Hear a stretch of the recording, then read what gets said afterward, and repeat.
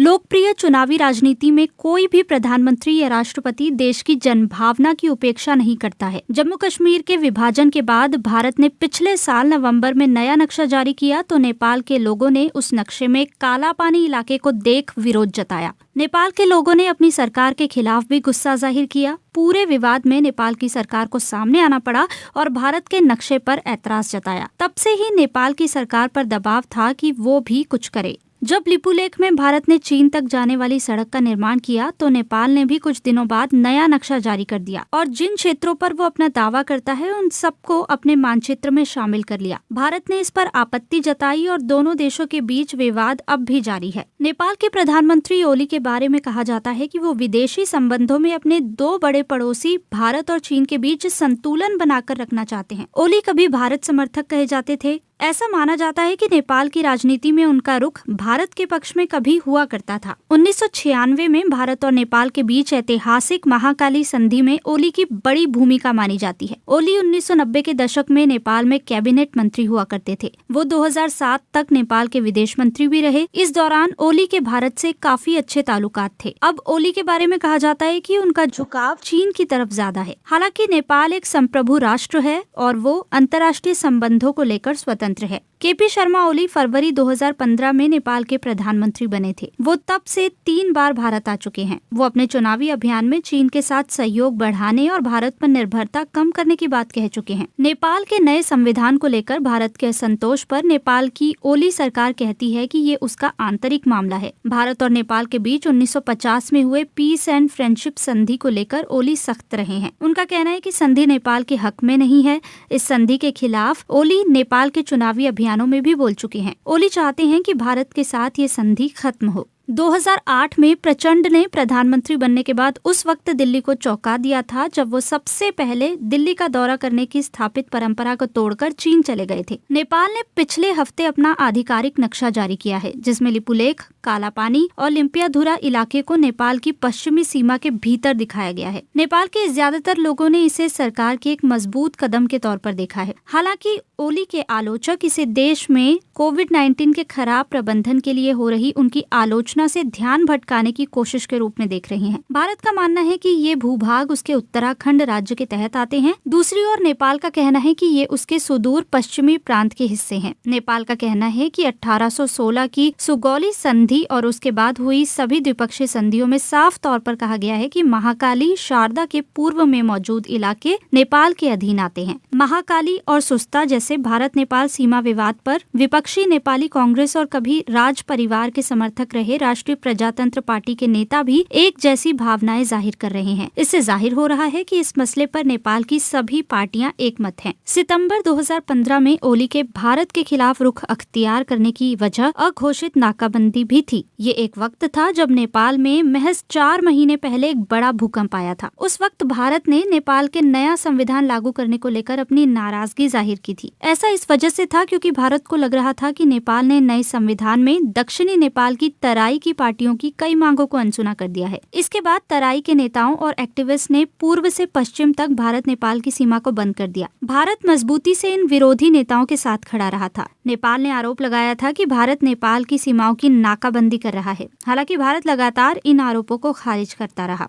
ये सीमाई इलाके तकरीबन 6 महीने तक बंद पड़े रहे थे। इस वजह से नेपाल में पेट्रोल, गैस समेत कई बेहद अहम आपूर्तियां बाधित हुई थी। उस वक्त नेपाल में ओली की अगुवाई वाली बहुपक्षीय सरकार ने भी झुकने से इनकार कर दिया था और भारत के खिलाफ एक सख्त रुख बनाए रखा। भारत के सामने झुकने के बजाय नेपाल ने पेट्रोलियम समेत दूसरी आपूर्तियों के लिए अपने पड़ोसी मुल्क चीन का सहारा लेना उचित समझा। कुकिंग गैस और ईंधन की कमी के चलते नेपाल के लोगों को बड़ी मुश्किलें हुई थी। नेपाल ने ऐसे में चीन के साथ एक पूरी तरह से नई ट्रेड और ट्रांजिट डील कर दी। तराई के एक्टिविस्ट के नेपाल सीमा नाकाबंदी आंदोलन को खत्म करने के बाद भारत ने नेपाल को होने वाली जरूरी चीजों की आपूर्ति फिर से शुरू कर दी थी। वजह चाहे जो भी रही हो, लेकिन 1800 किलोमीटर से भी लंबे भारत नेपाल बॉर्डर के अहम कारोबारी बिंदुओं पर 2015 में हुई नाकेबंदी ने 1990 के उस बुरे दौर की याद दिला दी थी जब भारत ने दोनों देशों की सीमा के 21 में से 19 बिंदुओं को बंद कर दिया था। इस कदम की वजह से नेपाल के लोगों को भारी आर्थिक दिक्कतों का सामना करना पड़ा।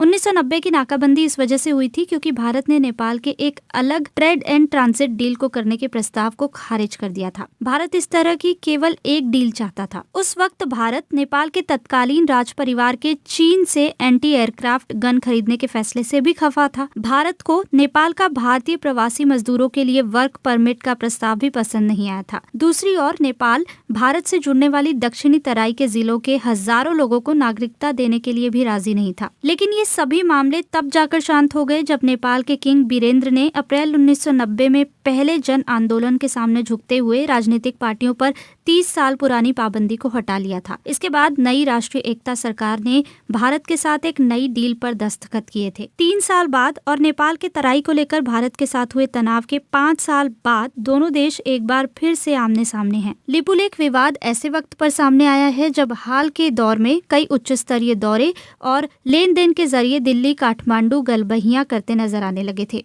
लिपुलेख विवाद के बाद नेपाल और भारत दोनों जगहों पर विदेश नीति के जानकारों ने दोनों देशों के नेताओं से तत्काल एक कूटनीतिक संवाद शुरू करने का अनुरोध किया है। कोविड-19 के चलते भारत ने कूटनीतिक पहल को होल्ड पर डाल दिया था। इन जानकारों का कहना है कि बतौर एक बड़े और शक्तिशाली पड़ोसी के नाते भारत को इस विवाद को खत्म करने की दिशा में पहल करनी चाहिए। दिग्गज कूटनीतिज्ञ हालिया घटनाओं से निराश हैं। नेपाल में भारत के राजदूत रह चुके और अब दिल्ली में रह रहे जानकारों ने एक प्रमुख नेपाली न्यूज़पेपर को दिए अपने इंटरव्यू में कहा है कि इस विवाद को कूटनीतिक संवाद के सिवा किसी और तरीके से हल नहीं किया जा सकता है।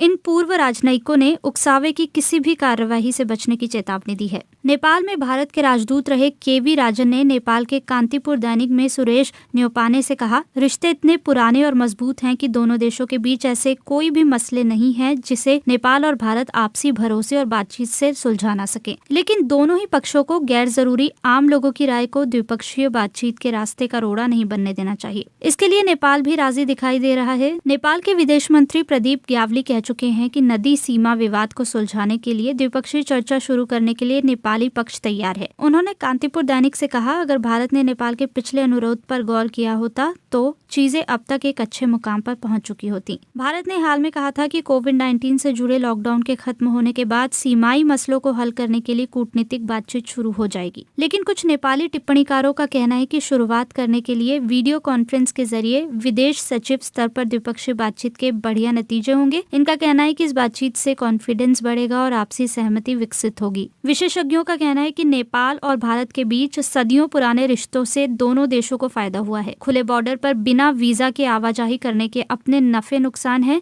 लेकिन इसमें अच्छी बात यह है कि बड़े स्तर पर आसानी से सीमा पार आवाजाही की इजाजत से दोनों देशों के तीर्थयात्रियों, पर्यटकों और प्रवासी मजदूरों को बड़ा फायदा हुआ है। कोविड-19 ने दोनों देशों की अर्थव्यवस्था को बुरी तरह से प्रभावित किया है। दोनों देशों में प्रवासी मजदूर अपनी अपनी जगह पर फंस गए हैं। इसके अलावा मोदी और ओली के बीच हाल में फोन पर हुई बातचीत के बाद कई मजदूर सीमा के दोनों तरफ बनाए गए अस्थायी क्वारंटीन सेंटरों में भी रह रहे हैं। अधिकारी कारोबार को खोलने की कोशिश कर रहे हैं, लेकिन किसी को भी ये नहीं पता कि हालात कब सामान्य हो पाएंगे। नेपाल के प्रधानमंत्री ओली ने इसी हफ्ते संसद के निचले सदन प्रतिनिधि सभा में कहा था, नेपाल और भारत के बेहतरीन रिश्ते रहे हैं, ये विशिष्ट और अच्छे हैं। हाँ, कुछ सीमाई मसलों को लेकर मुश्किलें भी हैं, लेकिन इन्हें सुलझाना नामुमकिन नहीं है। हम इन्हें हल करना चाहते हैं और अपने रिश्तों को और भी बेहतर बनाना चाहते हैं। लेकिन बड़ा सवाल अब भी कायम है, क्या भारत में मोदी सरकार और नेपाल की ओली सरकार ऐसा करने के लिए तैयार है? अगर ऐसा है तो आखिर ये राजनीतिक बातचीत कब शुरू होगी?